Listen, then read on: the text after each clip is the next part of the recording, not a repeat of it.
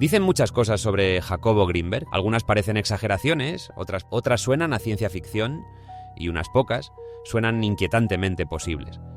Dicen que si hubiera terminado su último experimento, hoy podríamos explicar científicamente aquello que durante siglos llamamos milagros, curaciones inexplicables, percepciones a distancia, materializaciones imposibles, conexiones mentales y fenómenos que la ciencia moderna evita, no porque sean falsos, sino porque no sabe dónde clasificarlos.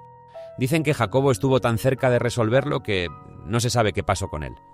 Y hoy es un misterio si lo silenciaron, si huyó o si solo logró lo que estaba buscando.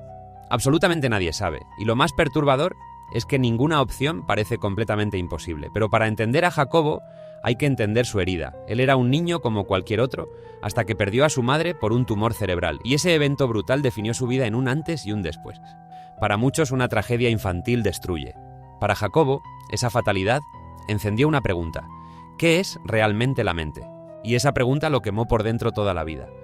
Desde muy joven se convirtió en un lector compulsivo, desde neurobiología hasta poesía, desde física hasta filosofía oriental. Una mezcla imposible de disciplinas que, a la larga, sería la marca de su genio. A los 20 años, mientras otros jóvenes buscaban su camino, Jacobo ya sabía exactamente cuál era el suyo: descifrar la conciencia humana. Al entrar a estudiar psicología en la Universidad Nacional Autónoma de México, Jacobo no fue uno más. Fue brillante, obsesivo, meticuloso y sobre todo incómodo. Sus profesores lo describían como alguien que preguntaba demasiado, que cuestionaba todo y que nunca aceptaba una explicación incompleta. Cuando viajó a Estados Unidos para especializarse en neurofisiología, su visión del mundo cambió por completo. Allí encontró aparatos sofisticados, científicos rigurosos y un enfoque estrictamente materialista del cerebro. Era un mundo donde la conciencia se reducía a neuronas disparando impulsos eléctricos, pero Jacobo tenía la sensación de que faltaba algo. Pasaba horas en el laboratorio entre cables, monitores y registros cerebrales, y aún así sentía que la ciencia que lo rodeaba solo estaba viendo una fracción de la verdad, como si existiera un pedazo invisible del rompecabezas que nadie quería mirar. Esa inquietud, primero apenas un murmullo, empezó a crecer, convirtiéndose en un motor que lo impulsó a buscar respuestas fuera del marco rígido en el que había sido formado. Por eso, cuando surgió la oportunidad de viajar a Israel para colaborar en nuevas investigaciones, Jacobo no lo dudó. Necesitaba ver qué había más allá de los límites que la ciencia convencional imponía. Durante su estancia en Israel, conoció a personas que decían que se comunicaban con espíritus, historias de telepatía, visiones y percepciones que parecían romper toda lógica. Jacobo no creyó, pero tampoco ignoró lo que observaba. Por primera vez, se enfrentó a testimonios que desafiaban directamente lo que él había estudiado. Experiencias que no encajaban en ninguna teoría neurofisiológica, pero que tampoco podían descartarse con facilidad. Y él tampoco las quiso descartar. Empezó a registrar cosas pequeñas, coincidencias demasiado perfectas, predicciones acertadas y comportamientos que no encajaban en la psicología clásica. No podía publicarlo, no podía enseñarlo y no podía confirmarlo, pero tampoco podía ignorarlo. Era el comienzo de una grieta en su formación racional. Esa grieta se volvería un abismo, cuando escucha hablar de una mujer muy famosa en el mundo espiritual, una chamana mexicana extremadamente importante en la historia, capaz de sanar con solo sus manos y un cuchillo. Pachita era una curandera famosa en círculos de poderes políticos, militares e intelectuales. Realizaba supuestas cirugías espirituales usando un cuchillo de campo, sin bisturí, sin anestesia, sin quirófano. Y según los testimonios, los pacientes se recuperaban de formas imposibles para la medicina moderna, lo que ya de por sí ponía a Pachita en un territorio que desafiaba toda lógica científica. Cuando Jacobo la conoció por primera vez, la mujer lo recibió con una frase que lo desarmó por completo. «Jacobo, apúrate, te estaba esperando». Para un científico acostumbrado a laboratorios asépticos, protocolos estrictos y explicaciones verificables, aquel saludo fue un golpe devastador, casi una declaración de que había entrado en un terreno donde las reglas conocidas dejaban de aplicar. Lo que presenció a continuación terminó de destruir su paradigma. Pacientes que sangraban sin manifestar dolor alguno, heridas que se abrían y cerraban en cuestión de segundos, órganos que parecían materializarse frente a sus ojos y una energía densa, pesada, inexplicable, que impregnaba la habitación y hacía que el ambiente vibrara con una intensidad difícil de describir. Jacobo intentó racionalizarlo, explicarlo, desmontarlo pieza por pieza, buscando alguna trampa, algún truco, alguna explicación oculta. No pudo, Y fue entonces cuando su vida tomó un giro irreversible. Decidió estudiar científicamente aquello que, según todos los criterios convencionales, no debía estudiarse. Cuando Jacobo decidió estudiar a Pachita, no lo hizo como un creyente, sino como un científico decidido a poner a prueba lo imposible. Durante meses convivió con ella, observó cada ritual, tomó notas meticulosas e intentó medir, registrar y describir fenómenos que parecían escapar a cualquier lógica. Sus experimentos con la curandera, ¿no?, se convirtieron en una combinación única entre método científico y prácticas chamánicas milenarias, un cruce que jamás había sido explorado con tanta seriedad. Jacobo llevó a cabo una serie de experimentos profundos junto a Pachita que terminaron transformando su perspectiva sobre la mente humana. Comenzó estudiando su actividad cerebral durante los rituales de sanación, utilizando equipos que, aunque sencillos para los estándares actuales, permitían captar variaciones en su estado mental. Lo que registró no se parecía a ningún patrón conocido. No era vigilia, ni sueño, ni trance hipnótico. Era algo distinto, un tipo de conciencia que no encajaba en los modelos neurofisiológicos tradicionales. Después intentó analizar el ambiente energético durante las sesiones, colocando instrumentos alrededor del cuarto para detectar cambios sutiles en el entorno. Para su sorpresa, encontró alteraciones que surgían justo en los momentos en los que la curandera decía estar canalizando fuerzas externas. Paralelamente, llevó un registro minucioso de las intervenciones. Fotografió, tomó notas detalladas y comparó los cambios en los pacientes antes y después, observando transformaciones corporales demasiado rápidas para explicarse con los mecanismos fisiológicos habituales. En otra prueba, buscó entender si la mente podía establecer un puente entre dos personas. Pidió a una pareja de voluntarios que realizaran una breve práctica meditativa, los separó y luego midió su actividad cerebral encontrando que ambos mantenían un ritmo sorprendentemente parecido, como si siguieran sincronizados a distancia. Aquella serie de observaciones, sumada a las coincidencias entre los estados emocionales de Pachita y quienes trataba, fue lo que llevó a Jacobo a plantear que existían fenómenos de intercambio mental aún no descritos por la ciencia. Para él, todo esto apuntaba a un campo de interacción más amplio que el cuerpo físico, lo que terminó impulsándolo a desarrollar su propuesta más revolucionaria, la teoría sintérgica, un modelo que afirmaba que la realidad es un entramado de información, que el cerebro actúa como un decodificador y que la conciencia, cuando alcanza niveles elevados, es capaz de modificar esa estructura.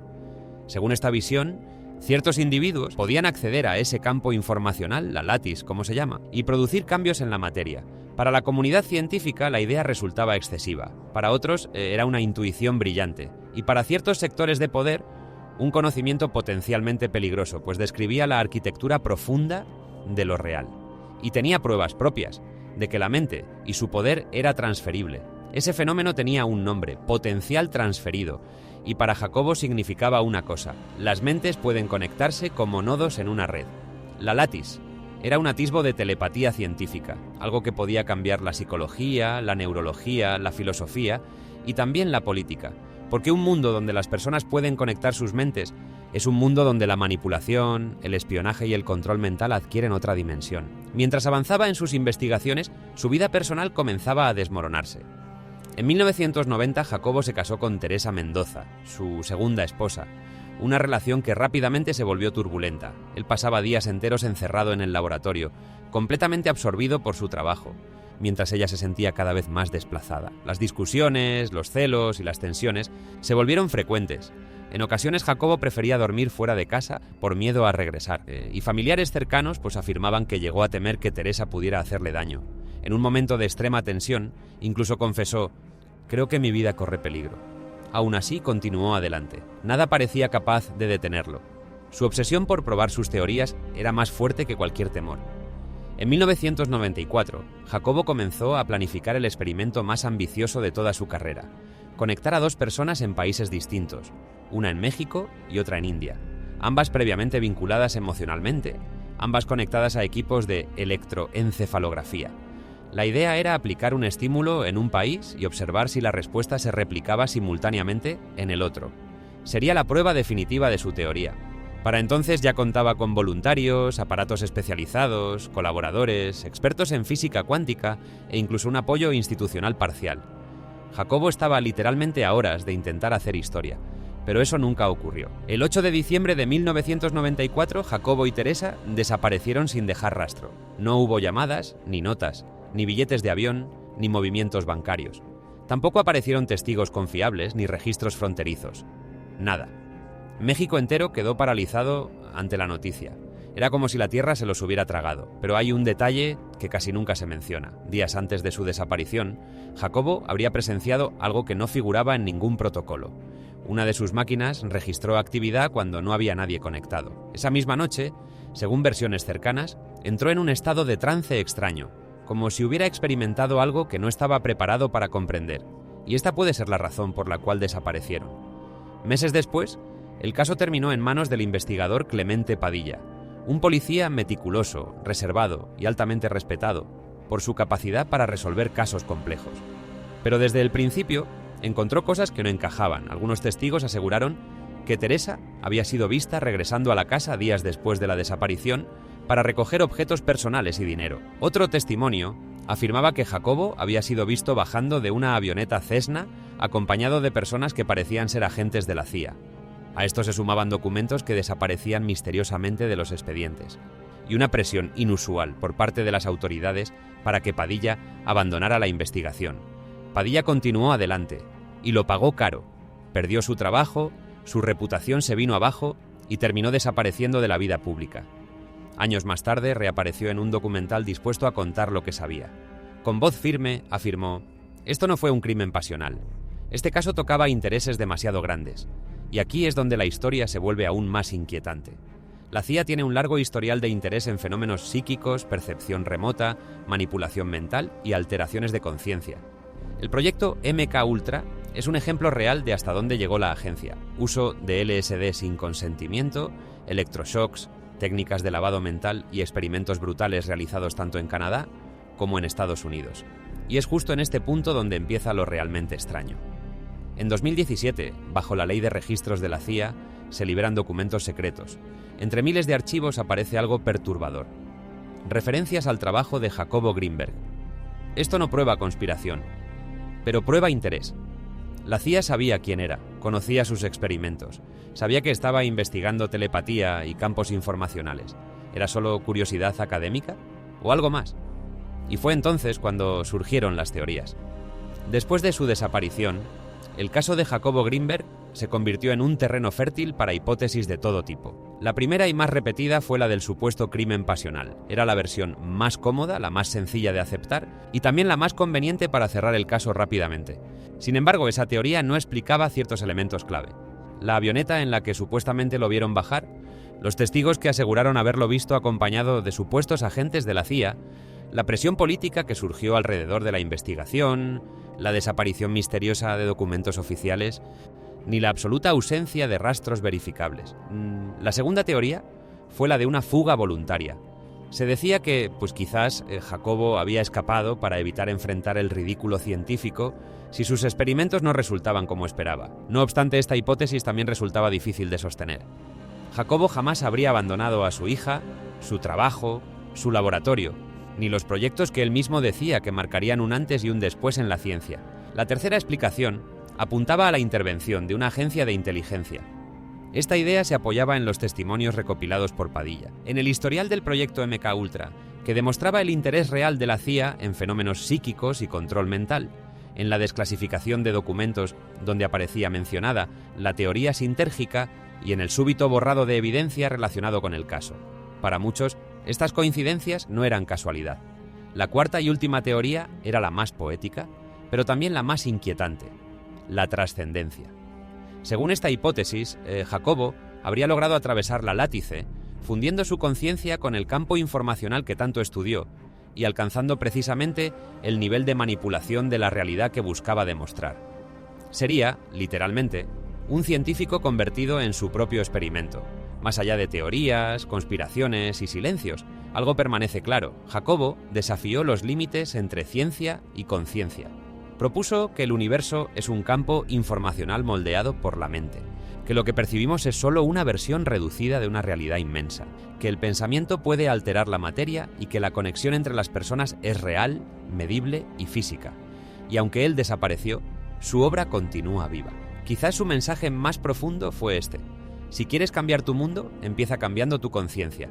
Pero este es el fin de la historia. Y si te ha gustado y quieres más historias como esta, Házmelo saber en los comentarios, dale like, comparte y suscríbete.